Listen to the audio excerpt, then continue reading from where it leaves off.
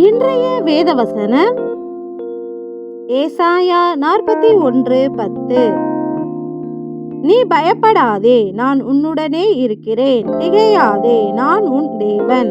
நான் உன்னை பலப்படுத்தி உனக்கு சகாயம் பண்ணுவேன். என் நீதியின் வலதுகரத்தினால் உன்னை தாங்குவேன். ஆமென். கர்த்தர் சொல்லுகிறார், நாம் பயப்பட வேண்டாம் என்று. ஏனெனில் அவர் நம்முடைய தேவனாக இருக்கிறார். எனவே அவர் நம்மை பலப்படுத்தி நமக்கு சகாயம் செய்து தன்னுடைய நீதியின் வலதுகரத்தால் நம்மை தாங்குவார். நம் தேவன் நமக்கு என்ன சகாயம் செய்வார் என்றால், இதோ உன்மேல் எரிச்சலாயிருக்கிற யாவரும் வெட்கி லட்சையடைவார்கள். உன்னோடே வழக்காடுகிறவர்கள் நாசமாகி ஒன்றுமில்லாமற் போவார்கள். உன்னோடே போராடினவர்களை தேடியும் காணாதிருப்பாய். உன்னோடே யுத்தம் பண்ணின மனுஷர் ஒன்றுமில்லாமல் இல்பொருள் ஆவார்கள் என்பதே.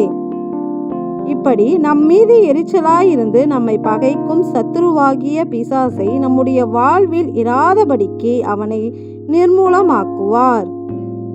இந்த சகாயத்தை நம் தேவன் நம்முடைய வாழ்வில் செய்வதால் நாம் பயப்படாமலும் திகைக்காமலும் இருக்கலாம்.